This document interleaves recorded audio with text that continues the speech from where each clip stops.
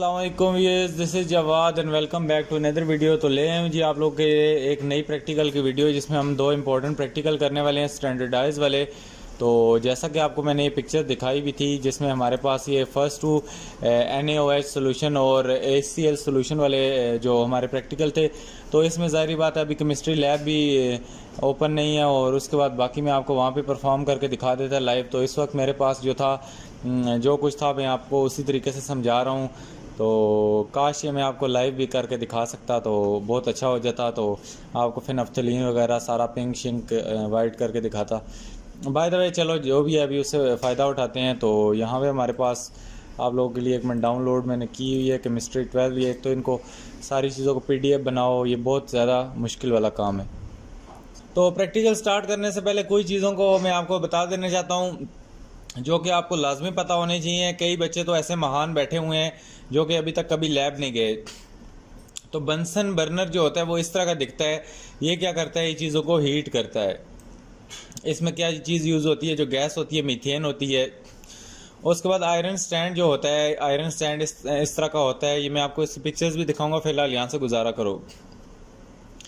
और ये किस लिए यूज़ होता है, हैंगिंग, क्लैंपिंग, होल्डिंग और हीटिंग ड्यूरिंग एक्सपेरिमेंट। किसी भी चीज़ को हैंग करना, उसको पकड़ के रखना ताकि नीचे से हम उसको हीट कर सके, तो ये उस चीज़ों के लिए यूज़ होता है। ट्राइपॉड स्टैंड किस लिए होता है, तो चाइना डिश इसके ऊपर रखते हैं और नीचे से इसके बंसन बर्नर लगाते हैं तो ये हीट होती है। उसके बाद टेस्ट ट्यूब तो आपको पता ही होगा, ये रैक्स में अगर आप लैब गए हैं तो आपको पड़ी हुई मिलती होगी। तो ये इसका स्टैंड भी नीचे पड़ा है। ये क्या करती है, चीज़ों को मिक्स करती है, हीट करती है और उसके बाद बाकी सॉल्यूशंस वगैरह को भी मिक्स करती है। उसके बाद वायर गैस जो होता है ये चाइना डिश के ऊपर रखा जाता है। ये जाली सी होती है और ये इसको क्या करती है, यूनिफॉर्म हीट सप्लाई करती है। मतलब कि अगर डिश रखोगे नीचे डायरेक्ट बंसर बर्नर लगा दोगे तो वो एकदम एक साइड गर्म होगी, तो इसको रखोगे तो वो इक्वली हीट पहुंचेगी पूरी की पूरी चाइना डिश में।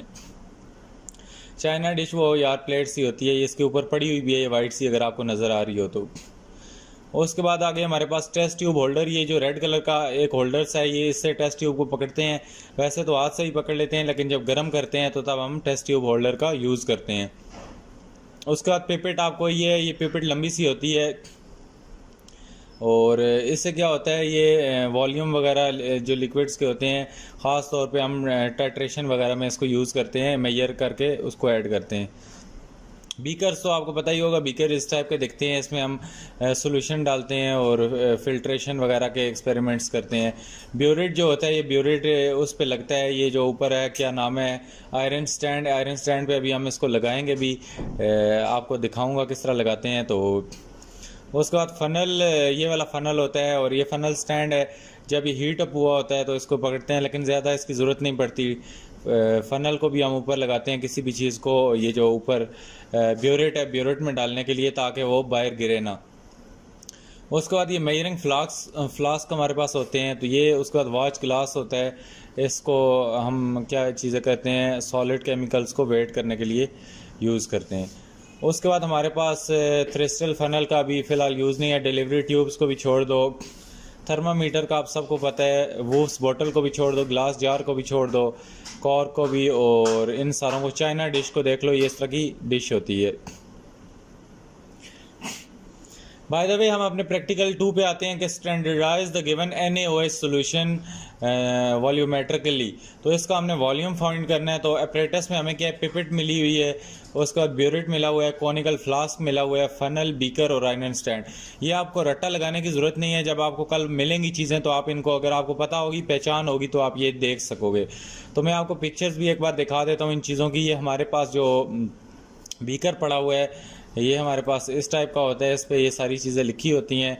बाकी अगर मैं आपको दूसरा दिखाऊं तो ये हमारे पास जो पिपेट है, पिपेट में आप क्या करोगे, ये इसको ऊपर से सक करोगे, ऊपर से ऊपर की तरफ हवा भरोगे तो ये नीचे से क्या करेगी, किसी भी सोल्यूशन में सोडियम हाइड्रोक्साइड सक करना है, जो भी करना है 10 सेंटीमीटर जितना भी करना है वो इसको सक करेगी। इसको ये जो ऊपर टॉप इसका मुंह है, यहाँ से आप इसको मुंह लगा के ऊपर करोगे। तो आपकी लैब्स में यही वाली होती हैं, जो एडवांस वाली हैं वो आजकल इतनी नहीं होती। उसके बाद ये हमारे पास कॉनिकल फ्लास्क है, ये छोटा सा। तो ये आप देख सकते हो, इस पर भी रीडिंग्स वगैरह लिखी होती हैं। आगे चलो तो ये हमारे पास एक और आता है, ये जो फनल है, ये ऊपर उसमें डालने के लिए, पिपेट में डालने के लिए चीज़ें ज़रूरत पड़ती है। उसके बाद ये हमारे पास ये स्टैंड है जो इसमें हम वो लगाते हैं पिपेट वगैरह सारी चीज़ें। तो बाय द वे आपने ये भी चीज़ें देख ली होंगी, तो हम इसको अभी मैं इसको हटा देता हूँ यहाँ से। तो अभी आपको सबसे पहले केमिकल इक्वेशन रट्टा लगानी है। दूसरे और तीसरे की केमिकल इक्वेशन एक ही है। दूसरे इस वाले में NaOH वाले में आपने पहले NaOH लिखना है, इसको HCl के साथ अटैच करना है। तो ये Na जो है हमारा ये किसके साथ मिल जाएगा, ये इधर Cl के साथ मिल जाएगा। और जो H है और OH है, ये हमारे पास जो H और OH है इनका क्या होगा कि ये हमारे पास जो दो हैं ये आपस में मिल जाएंगे। OH और H मिलके क्या बनेगा, 2H हो गए H2O। तो ये हमारे पास इधर NCl और इधर H2O बन जाएगा। तो उम्मीद है इक्वेशन आपको समझ आ गई होगी। ये जो छोटा n है इससे मुराद है जी नंबर ऑफ मोल्स। तो नंबर ऑफ मोल्स N1 से मुराद है आप लोगों की कि NaOH में, और N2 से आपकी मुराद क्या है, HCl। तो दोनों में नंबर ऑफ मोल 1 होंगे, इस एक्सपेरिमेंट में भी और एक्सपेरिमेंट नंबर 3 में भी। उसके बाद मोलर रेशो HCl कंपैरिजन करना है NaOH का, तो 1:1 है क्योंकि दोनों के मोल जो हैं 1। स्टैंडर्ड सोल्यूशन क्या है, 0.1 मोलर हाइड्रोक्लोरिक एसिड इसमें हम यूज़ करने जा रहे हैं। और इंडिकेटर क्या है, फिनफ्थलीन। इंडिकेटर का मतलब होता है जो कि इंडिकेट चीज़ करती है, तो फिनफ्थलीन है ये। इसका कलर क्या होता है, पिंक होता है। ये आपसे वाइवा में पूछ सकता है। एंड पॉइंट क्या होगा कि लाइट पिंक कलर हमारे पास आएगा। जब पिंक होगा तो हम उसको उसमें ये डालेंगे HCl, इतना डालेंगे ताकि वो लाइट पिंक हो जाए। उसके बाद ये आप थोड़ा बहुत समझ लो, हमारे पास स्टेप 1 में हमने क्या करना है कि ये हम साथ साथ प्रोसीजर भी पढ़ेंगे और इसको भी डिस्कस करेंगे। तो यहाँ पे थोड़ी चीज़ें मिस हुई हैं। बाकी ये देख लो कि ये पिपेट है, इसको जो ऊपर ये वाली ये जगह है, ये इधर से आपने सक करना है अपना मुंह लगा के, और ये NaOH को आपने सक कर लेना है। तो यहाँ पे थोड़े स्टेप मिस हैं। डायरेक्टली जो स्टेप है वो पढ़ो, आगे जाके मैं आपको बाकी भी समझा देता हूँ।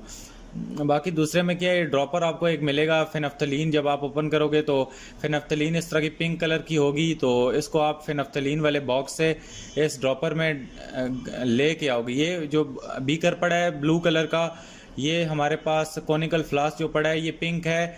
इसमें फिनफ्थलीन ऑलरेडी सारी की सारी फिनफ्थलीन नहीं है, इसमें हम ड्रॉपर से ड्रॉप ऐड कर रहे हैं तो ये खुद पिंक हो रही है। आपको फिनफ्थलीन अलग बॉटल में मिलेगी, आप उससे ये ड्रॉपर लोगे। ये जो ड्रॉपर बना हुआ है इसको मैं ग्रीन करता हूँ। ये ड्रॉपर आप लेके क्या करोगे, फिनफ्थलीन को वहाँ से सक करोगे और यहाँ पे आके इसको डालोगे। NaOH का ये जो बार है, NaOH के ये जो इसमें NaOH पड़ा होगा, इसमें आप आके फिनफ्थलीन डालोगे तो इसमें क्या होगा, पिंक कलर बन जाएगा। जब ये पिंक कलर बन जाएगा तो आप इस जो ब्यूरेट है, ब्यूरेट में आप क्या लोगे, हाइड्रोक्लोरिक एसिड लोगे। ये ब्यूरेट को यहाँ पे स्टैंड लगा के इस पे फिक्स कर दोगे। और ये जो इसका नीचे वॉल है, ये नीचे इसका वॉल है, इसको आपने फिलहाल टाइट रखना है। कॉनिकल फ्लास्क नीचे पुट करोगे, ये फुल पिंक होगा। ये भी लाइट पिंक इसलिए हुआ है कि रिएक्शन चल चुका है।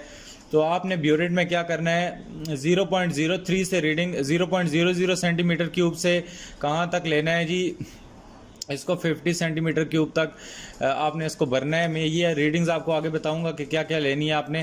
तो इसको आपने भरना है और आहिस्ता आहिस्ता वॉल को ड्रॉप बाय ड्रॉप इसमें ऐड करते जाएंगे। तो ये क्या इसकी वो हो जाएगी, तो इसको आप ड्रॉप बाय ड्रॉप ऐड करते जाएंगे तो ये क्या हो जाएगा, लाइट पिंक हमारे पास हो जाएगा। तो स्टेप 3 में क्या होगा, न्यूट्रलाइजेशन यहाँ पे हमारे पास आ जाएगा रिएक्शन। उसके बाद यहाँ पे हमारे पास जो 4 है, यहाँ पे रॉन्ग और करेक्ट रीडिंग। तो यहाँ पे जो हमारे पास जो हमारा ब्यूरेट आता है, ये हमारा ब्यूरेट है। आपको पता होना चाहिए इसकी रीडिंग आपने किस तरह लेनी है। रीडिंग अभी मैं आपको किस तरह प्रैक्टिकली काश मैं आपको बता सकता, लेकिन फिलहाल यहाँ से समझो। रीडिंग आपने बिल्कुल अपनी आंख का जो पोस्चर है, ना तो ऊपर से देखना है ब्यूरेट को, ना तो नीचे से, बिल्कुल जो डायरेक्टली आई कॉन्टैक्ट आपने रखना है रीडिंग के साथ, बिल्कुल स्ट्रेट आई कॉन्टैक्ट रखना है, तब रीडिंग करेक्ट आएगी। नहीं तो रीडिंग में फॉल्ट आएगा। ये हमारे टीचर्स हमें बताते थे, तो मुझे अभी तक याद है। तो आगे चलो, प्रोसीजर, ये सारी जो बातें मैंने आपको बताई हैं अपनी वर्डिंग में आप इस प्रोसीजर को लिख सकते हो। आपको कोई रट्टा लगाने की जरूरत नहीं है। आपको प्रोसीजर में अभी जुबानी कलामी बताता हूँ। सबसे पहले आपने ये पिपेट लेना है। पिपेट को आपने डिस्टिल्ड वाटर से धो लेना है। अभी मैं प्रोसीजर नहीं देख रहा, प्रोसीजर के बगैर आपको मैं ये सारा कुछ बताता हूँ जो कि मुझे अभी तक याद है। तो आपने इसको धो लेना है। बाकी NaOH वाला ये जो बीकर है इसको भी आपने क्या करना है, डिस्टिल्ड वाटर से धो लेना है ताकि इसमें किसी भी चीज़ की गुंजाइश ना बचे। कोई जो इसमें पुराना एक्सपेरिमेंट हुआ है उसके या ये जो पिंक कलर का केमिकल मौजूद है ये इसमें पहले से ना हो। तो डिस्टिल्ड वाटर, अब पूछेंगे क्या होता है, तो डिस्टिल्ड वाटर ये देखो आपका यहाँ पे भी प्रोसीजर में लिखा है कि rinse the pipette with distilled water. Then ये आपने ये वाली मुश्किल वर्डिंग बेशक ना लिखें, मेरी वाली आसान वर्डिंग लिख लें तो बेहतर होगा। तो रिंस का मतलब है पिपेट को आपने धोना है डिस्टिल्ड वाटर से और with the given NaOH solution. तो NaOH का जो फ्लास्क है आपने उसको भी धोना है। और उसके बाद कहते हैं now rinse the conical flask with distilled water only.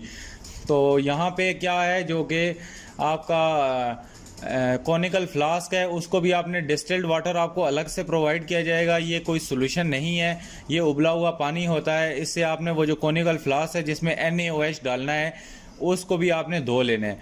फिर आपने पिपेट करनी है। पिपेट आउट का मतलब है आपने ये जो पिपेट है ये पिपेट लेनी है, इसको मुंह से सक करना है, NaOH वाले बार में डाल के। स्टेप 1 यहाँ पे आता है। जब ये धुलाई हो गई, इस पिपेट की भी धुलाई हो गई और इस बीकर की भी धुलाई हो गई, जो कि ये स्टेप 2 वाला बीकर है, खाली बीकर। तो ये NaOH बीकर में नहीं होगा, NaOH आपके पास डब्बों में होगा या किसी भी फ्लास्क में होगा। तो बात अभी स्टेप 2 की हो रही है, जो खाली हमारे पास कॉनिकल फ्लास्क है। पिपेट को आपने लेना है, इसको धो लेना है और इसके बाद ये जो दूसरे नंबर वाला खाली बीकर आपके पास होगा, कॉनिकल फ्लास्क होगा, इसको भी आपने धो लेना है।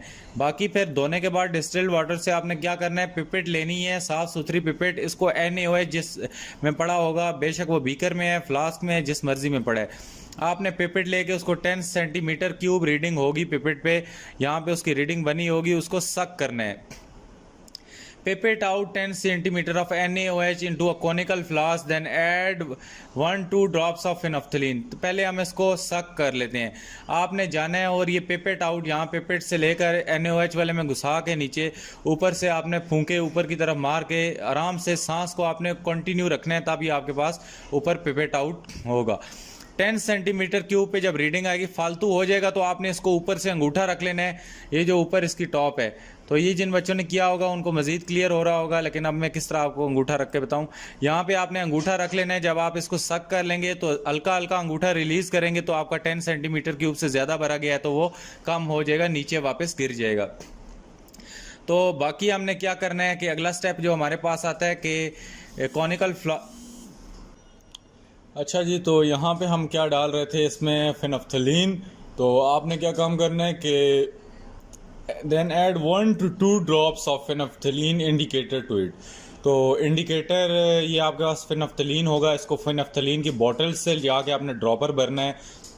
ये मैं आपको समझाता हूँ, यहाँ पे कोई कंफ्यूज ना हो जाए। ये फेनोफ्थलीन का डब्बा बना होगा, इसमें आपने आना है और फेनोफ्थलीन को ड्रॉपर की मदद से यहाँ पे क्या करना है जी, फेनोफ्थलीन को यहाँ से सक करना है। ये जो ड्रॉपर आपको नीचे बना हुआ नज़र आ रहा है, इस ड्रॉपर की मदद से आपने क्या काम करना है, फेनोफ्थलीन को यहाँ से सक आउट करना है और इस ड्रॉपर को यहाँ पे नीचे लेके आना है और इस ड्रॉपर को NaOH, इस तरह का जो NaOH पिपेट आउट किया है और 30 ये जो 10 सेंटीमीटर क्यूब डाला है, ये 10 सेंटीमीटर क्यूब है हमारे पास। ये जो डला हुआ है ये हमारे पास 10 सेंटीमीटर क्यूब है।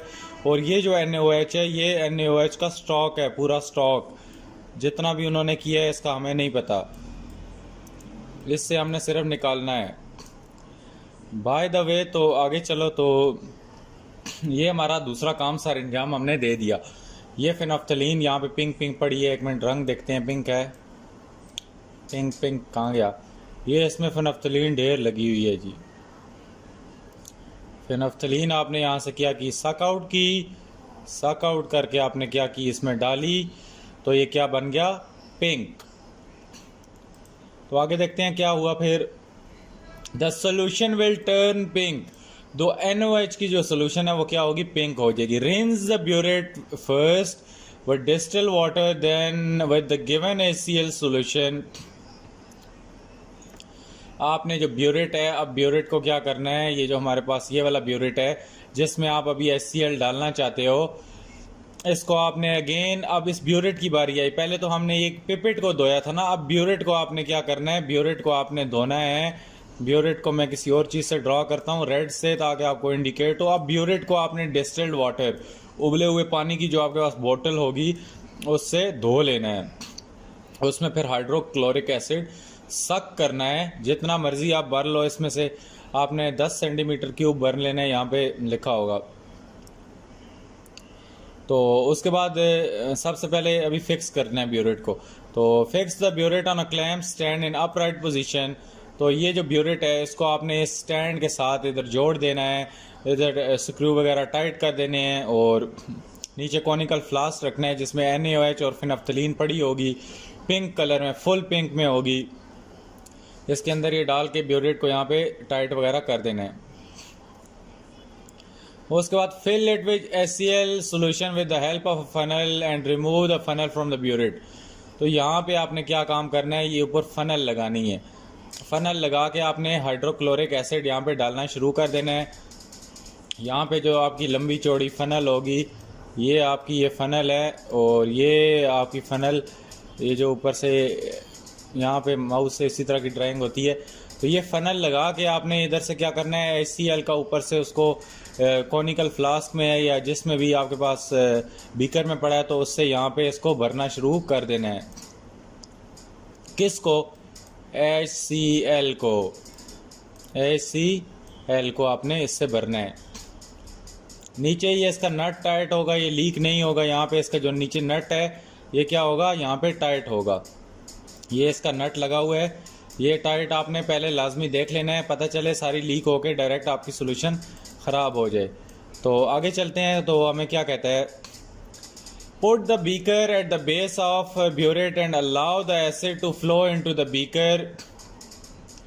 बीकर को क्या काम करना है, आपने बेस इसमें ये इधर नीचे रख देने हैं इसको, और ये आपने क्या काम करना है, एक और चीज़ आपको, ये HCl लगा के जब ये डालेंगे तो ऊपर से आपने इस चीज़ को रिमूव आउट करना है। मैं इसको रेड कर देता हूँ, इसको रिमूव करना है। ये बहुत बड़ा इंप्रेशन डालती है एग्जामिनर पे। इसको आपने ये डाल के निकाल के आपने रख लेना है, क्योंकि जो इसके ड्रॉप्स हैं वो गिरते रहेंगे तो आपकी रीडिंग यहाँ पे फ़र्क आ जाएगा। तो इसलिए आपने ये जो इसको क्या कहते हैं, इसको आपने निकाल लेना है। इसका मैं नाम ही अभी भूल गया हूँ। बाय द वे अभी जहन काम बिल्कुल भी नहीं कर रहा, तो जो भी इसको मैंने पहले आपको बताया था तो इसको करो, और इसको आपने बाहर निकाल लेना है। और उसके बाद क्या काम करना है कि हमारे पास जो आगे चीज़ आती है कि इसमें आपने क्या काम करना है, रिमूव द फनल। यार इसको फनल कहते हैं, मेरा दिमाग घूम गया है पूरा। तो इस फनल को आपने ब्यूरेट से बाहर रिमूव करना है, ये इंपॉर्टेंट स्टेप है इसका।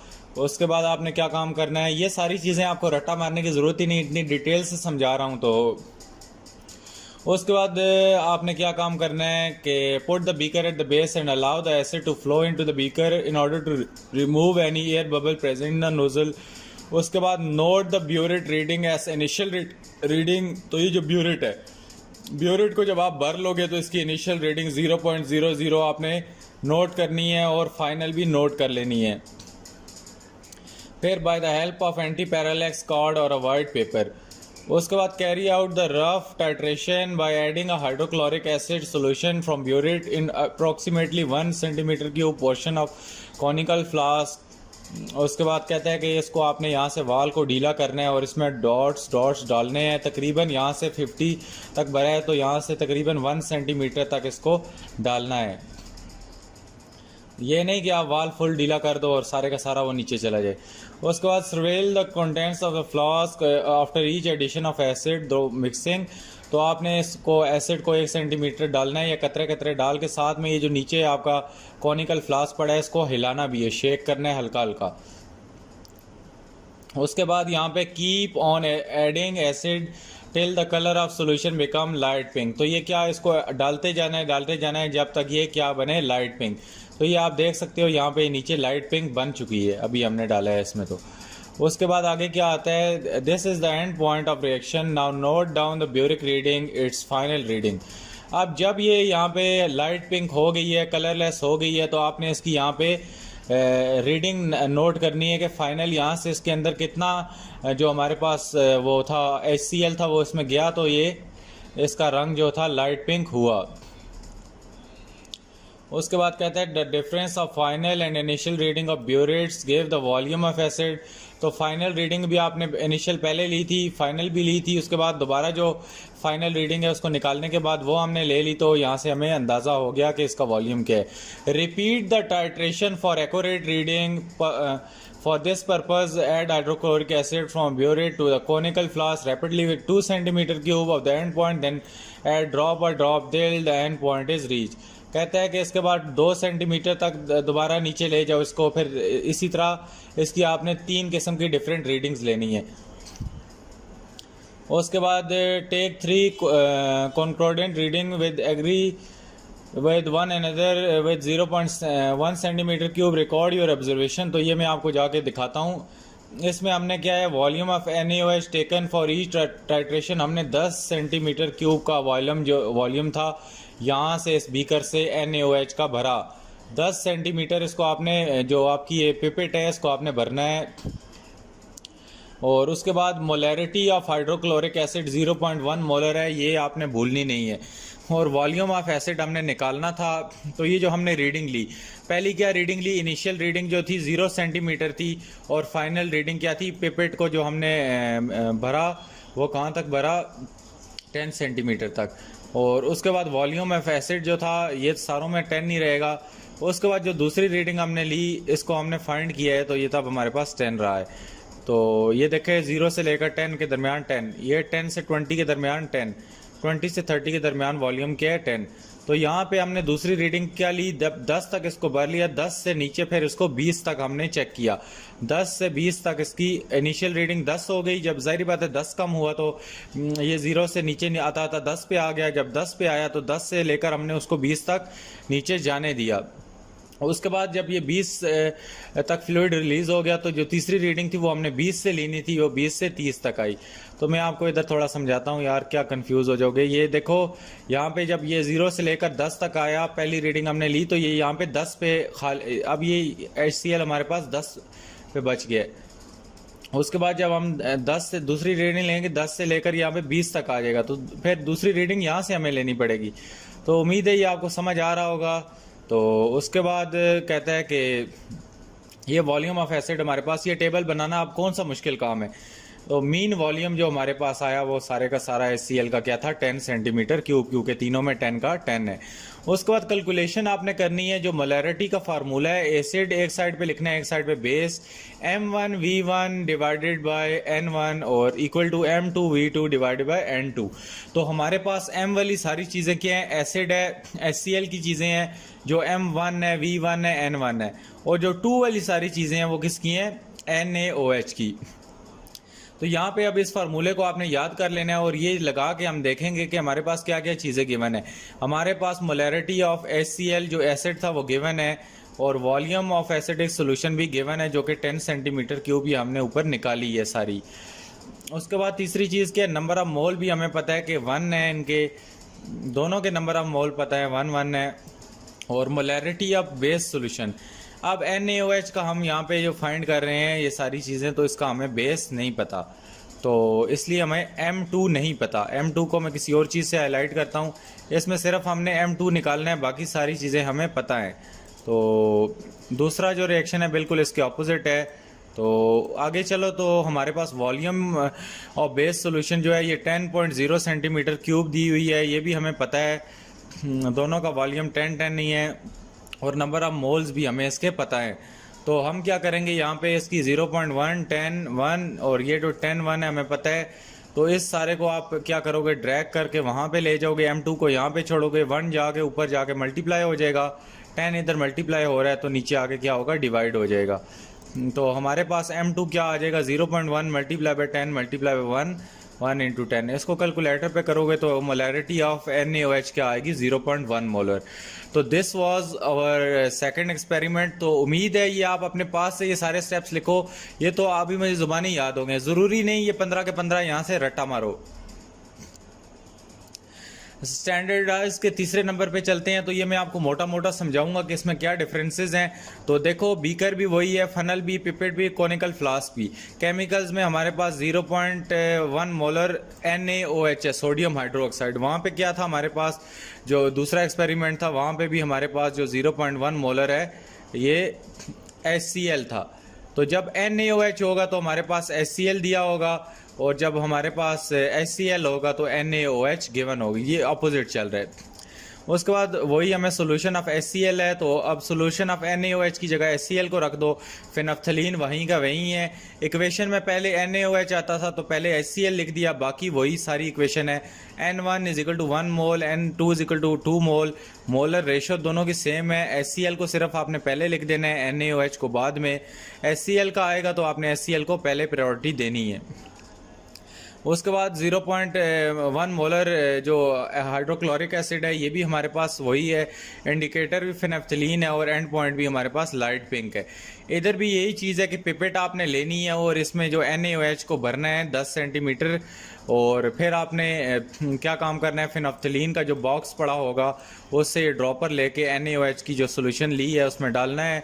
फिर 0 सेंटीमीटर क्यूब से लेकर 10 तक आपने इसको रिलीज़ करना है। फिर 10 से लेकर आपने 20 तक करना है, फिर 20 से लेकर 30 तक। तो इसी तरह जब तक ये न्यूट्रलाइजेशन, इसको कहते हैं टाइट्रेशन रिएक्शन भी। तो टाइट्रेशन अगर आपको कहे तो आपने घबराना नहीं है। करेक्ट रीडिंग का आपको बताया है कि आपने इस तरह लेनी है, और सेम प्रोसीजर इसका भी है कि उसको क्लीन करना है आपने और हाइड्रोक्लोरिक एसिड से उसको फिल कर देना है। 0.1 मोलर NaOH लेनी है और बिल्कुल सेम टू सेम है। तो इसको क्या कहते हैं, टाइट्रेशन भी कहते हैं, टाइट्रेशन रिएक्शंस। तो उसके बाद सेम यहाँ पे यही चीज़ें आएंगी। यहाँ पे टेबल भी देखें, एग्जैक्टली वही का वही टेबल है, तो इसमें कोई नई चीज़ नहीं है। तो अगर आपको पहले वाला समझ आ गया तो आप अपनी बुक पे जाके एक बार इसको पढ़ेंगे तो इसको समझ आ जाएगा। आखिर में आपने रिजल्ट्स भी लाजमी लिखना है। ये रिजल्ट्स वाला सेक्शन ये पिछले में स्किप हो गया था। बाय द वे यहाँ पे हमारे पास वहाँ पे M2 फाइंड करना था, और एसिड वाले में आपको बताया था M1 वाली सारी चीज़ें HCl की हैं, तो यहाँ में आपने M1 फाइंड करना है। तो इतनी सी चीज़ थी। तो उम्मीद है आज की वीडियो बहुत अच्छी लगी होगी। अभी भी अगर किन्हीं बच्चों का शाम को प्रैक्टिकल है तो वो कोई और प्रैक्टिकल समझना चाहते हो तो समझ लो। मुझे ये उम्मीद है कि बच्चों को काफ़ी फ्लास्क, ब्यूरेट वगैरह और ये जो पिपेट वगैरह चीज़ें हैं इनकी समझ आ गई होगी। मिलता हूँ किसी और वीडियो में। नीचे कमेंट्स आएंगी तो तभी वीडियो बनाऊँगा। मुझे कोई शौक़ नहीं है कि इतनी गर्मी और इसमें बैठ के मैं आपके लिए वीडियोस बनाऊं अगर रिस्पांस भी आपका ना आए। तो मिलता हूं किसी और वीडियो में। नीचे बताएं फीडबैक के इस तरह आपको प्रैक्टिकल समझ आते हैं या नहीं, क्योंकि प्रैक्टिकली लैब्स में जाके परफॉर्म करने का अभी टाइम नहीं है, क्योंकि लैब्स ऑलरेडी सारी बुक हो चुकी हैं। वहाँ पे बोर्ड की तरफ से उनको यूटिलाइज़ किया जा रहा है।